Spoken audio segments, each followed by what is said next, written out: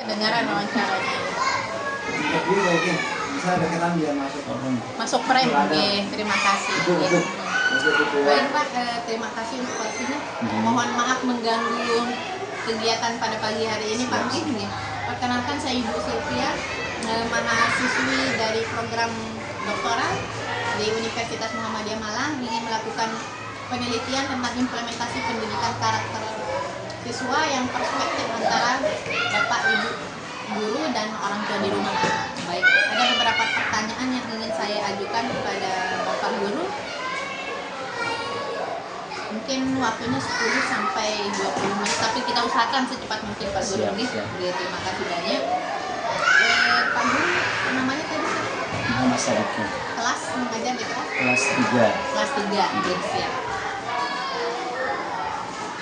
Pertanyaan pertama, Pak Guru dijawab singkat saja, nggak perlu yang panjang-panjang bagaimana biar cepat selesainya. Bagaimana pandangan Bapak Guru mengenai pendidikan nilai keimanan dan ketakwaan yang diajarkan di sekolah?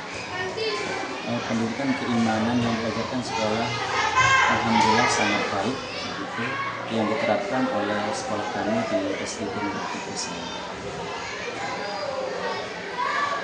Bagaimana Bapak Guru melihat penerapan nilai akhlak mulia dalam perilaku anak di rumah? Oh maaf, salah. Maaf, salah. Itu pertanyaan yang bukan ini ya. Oke. Apa saja metode yang Bapak Guru gunakan untuk menanamkan nilai akhlak mulia pada siswa? Untuk metode biasanya kita yang pertama itu kita biasakan dulu untuk selalu menerapkan bagaimana kehidupan atau berperilaku yang baik itu. Tentunya tidak luput juga dengan kontrol orang tua di rumah, kolaborasi antar guru dan guru begitu. Apakah menurut Bapak Guru nilai spiritual sudah tercermin dalam perilaku siswa sehari-hari, iya atau tidak? Insya Allah iya. Iya. Selanjutnya, bagaimana Bapak Guru membantu siswa untuk menjadi lebih mandiri dalam belajar dan mengambil keputusan di dalam kelas? Tentunya salah satu yang kita lakukan adalah memberikan tanggung jawab kepada siswa sebagai pengurus kelas begitu. Jadinya tidak hanya 1-2 orang yang terlibat. Jadi secara bergiliran dan semua memiliki gantian untuk menjadi pemimpin di kelas. Siap. Apakah ada kegiatan khusus yang mengajarkan kemandirian di kelas? Bagaimana hasilnya? Apakah ya atau tidak? Kegiatan khusus ya. Kegiatan khususnya di kelas itu biasanya kita selalu mengadakan kegiatan khusus untuk kemandirian ya. Iya. Untuk kemandirian itu Di kelas 3. Di kelas 3 ini ketika makan siang, karena kita full day, ketika makan siang anak-anak kita ajarkan selalu bertanggung jawab atau mandiri dengan ketika selesai makan begitu, selalu bertanggung jawab tentang kebersihan, adab makan dan lain sebagainya. Siap, salah satunya. Oke. Bagaimana cara Bapak Guru menilai perkembangan sikap mandiri siswa dari waktu ke waktu di kelas? Bagaimana Bapak Guru menilai perkembangan setiap sikap mandiri siswa dari waktu ke waktu?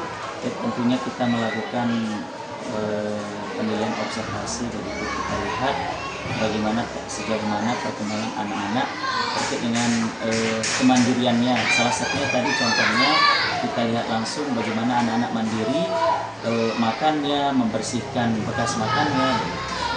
Baik. Sejauh mana prinsip gotong royong diterapkan di lingkungan kelas, Pak? Untuk gotong royong selalu kita lihat dari ketika jadwal piket membersihkan kelas. Bagaimana Bapak Guru mengajarkan pentingnya kerjasama dan tolong-menolong antar siswa di kelas Bapak? Nah, terkait ini juga yang gotong royong begitu, kerjasama antar siswa, bagaimana dia berdiskusi begitu terkait dengan memecahkan masalah apa yang ada di kelas.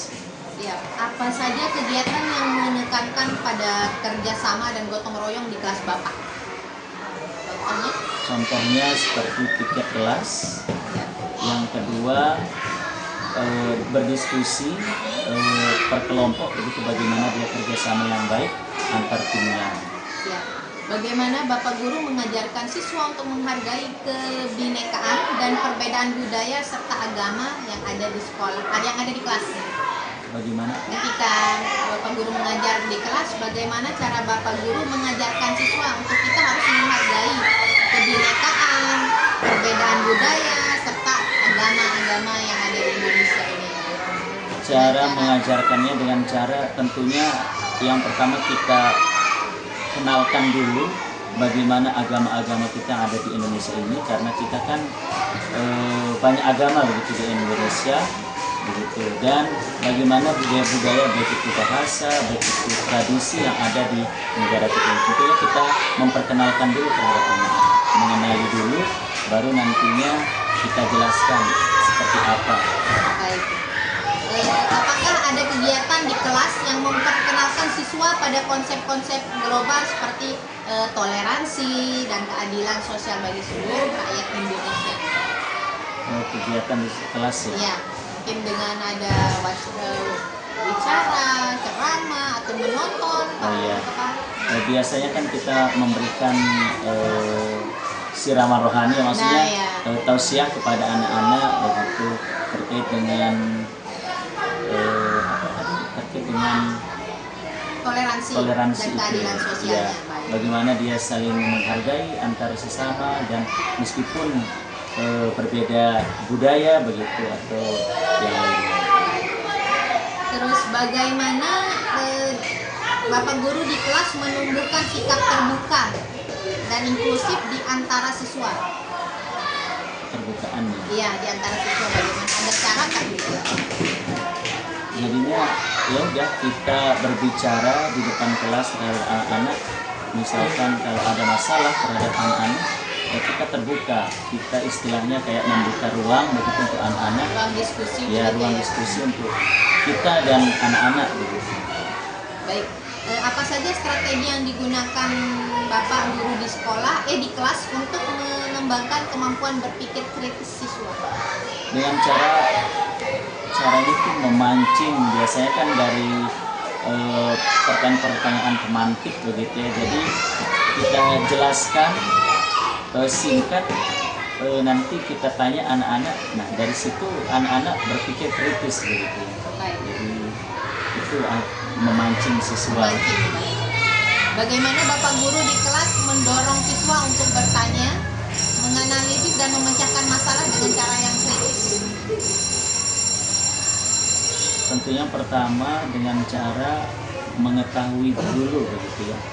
Mengetahui dulu apa yang mau dipecahkan, apa masalah yang mau dipecahkan, lalu langkah-langkah apa saja yang harus dilakukan sehingga bisa menyelesaikan masalah tersebut. Bagaimana siswa merespon kegiatan atau pembelajaran yang mengutamakan berpikir kritis gitu Pak? Ketika Bapak mengajukan kegiatan itu ke siswa, responnya bagaimana gitu? Responnya beragam tentunya. Beragam. Jadi kadang ada yang sangat respon begitu, ada yang memang kayak ya tidak mau ini begitu. Ya, jadi beragam. Kelas 3 masih beragam. Iya, kelas 3 masih beragam. Baik, bagaimana Bapak Guru memberikan ruang bagi siswa untuk mengembangkan kreativitasnya di kelas? Untuk mengembangkan kreativitasnya di kelas itu dengan cara memberikan kesempatan untuk anak-anak tentunya berkreasi begitu. Berkreasi. Apakah ada program atau kegiatan khusus yang mendorong kreativitas siswa di kelas? Iya atau tidak? Ada, iya. Menurut Bapak Guru, bagaimana peran kreativitas dalam membantu pembelajaran siswa? Sangat membantu sekali ini. Membantu. Karena dari sana kita lihat juga bagaimana minat bakatnya anak-anak begitu. Baik. Bagaimana Bapak Guru di kelas mengajarkan dan menegakkan disiplin pada siswa? Menegakkan disiplin ya. Tentunya kita kasih tahu apa manfaat dari disiplin begitu, untuk diri sendiri dan untuk orang lain juga.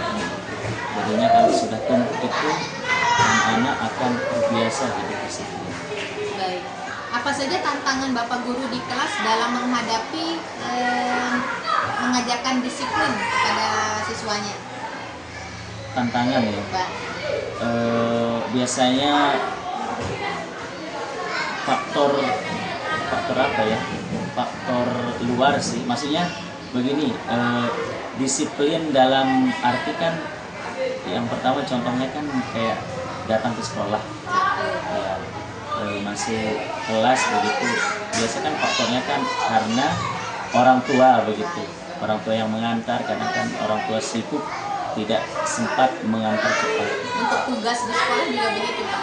Ya, Misalnya diberikan tugas, dikerjakan kan?